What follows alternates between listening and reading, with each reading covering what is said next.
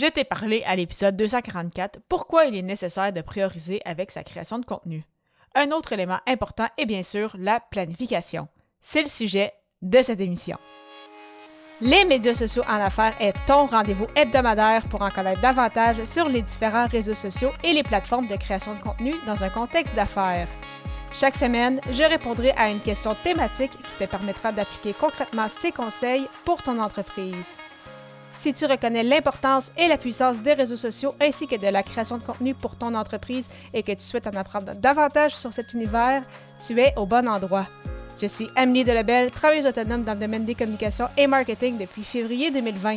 Je travaille avec les réseaux sociaux et dans la création de contenu depuis 2014. Les médias sociaux en affaires est mon deuxième podcast après Athlète Entrepreneur, lancé en janvier 2019. Bienvenue sur mon podcast. Salut et bienvenue sur les médias sociaux en affaires, épisode 246. Alors qu'aujourd'hui, je réponds à la question « Pourquoi planifier est la clé en création de contenu? » Alors, comme mentionné dans l'intro, effectivement, à l'épisode 244, je t'avais parlé de pourquoi prioriser avec ta création de contenu. Si tu n'as pas eu le temps encore de l'écouter, je t'invite à le faire après l'écoute de celui-ci. Donc, au amelidelbel.com/E majuscule 244.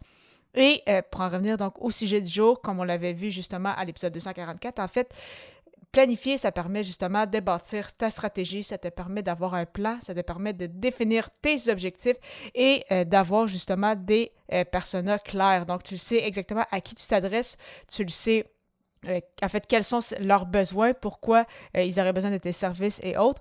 Et ainsi, mais c'est beaucoup plus facile de créer du contenu de cette façon-là parce que quand tu planifies du contenu avec une intention derrière plutôt que d'y aller à l'improviste, eh bien, ça te permet justement d'augmenter tes chances de réussir. Disons que ça te donne un peu plus d'occasion de réussir à convertir en client pour justement être en mesure eh bien, de vivre de ton activité. Alors que si tu fais juste créer du contenu parce que tu te dis un vendredi après-midi, « Hey, j'ai pas encore publié cette semaine, fait que je vais publier quelque chose sur Facebook pour voir si ça va donner quelque chose », il y a quand même peu de possibilités ou peu de chances, disons, que ça fonctionne.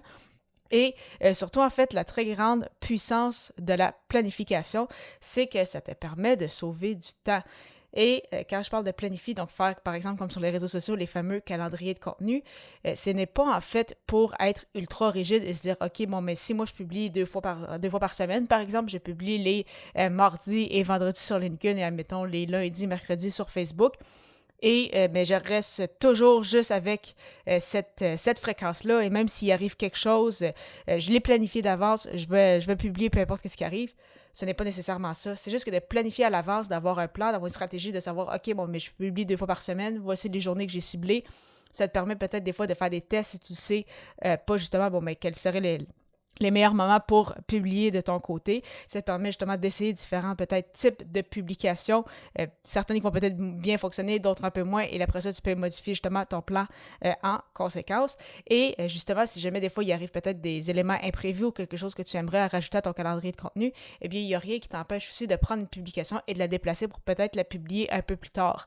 Et c'est la même chose en fait pour par exemple, des idées pour tes épisodes de podcast. Donc oui, c'est bien d'avoir une structure, oui, c'est bien d'avoir une certaine chronologie quand tu publies tes épisodes de podcast, donc pas faire juste des épisodes ici et là, justement, si tu sais que tu publies, par exemple, comme moi, les lundis matins, si tu enregistres justement lundi matin, 1 heure avant ta sortie d'épisode habituel, c'est un peu plus difficile, je trouve, de bâtir des épisodes dans ces moments-là. Donc, justement, ça te permet de faire des liens aussi quand tu planifies à l'avance. Par exemple, dans cet épisode-ci, justement, je fais des liens avec l'épisode 244 parce qu'à l'épisode 244, je savais que j'allais parler de ce sujet-là à l'épisode 246 et ça me permet justement de mettre un peu comme des pièces de puzzle ensemble. Mais avoir un calendrier de contenu ne veut pas dire justement d'être rigide. Donc, il faut quand même laisser en tête qu'un plan, ça peut être changé et peut y avoir des modifications, mais ça va te permettre justement d'être cohérent dans tes propos, ça va te permettre d'être cohérent avec ton contenu, ça va te permettre justement d'avoir, disons, les idées beaucoup plus claires vers où tu t'enlignes.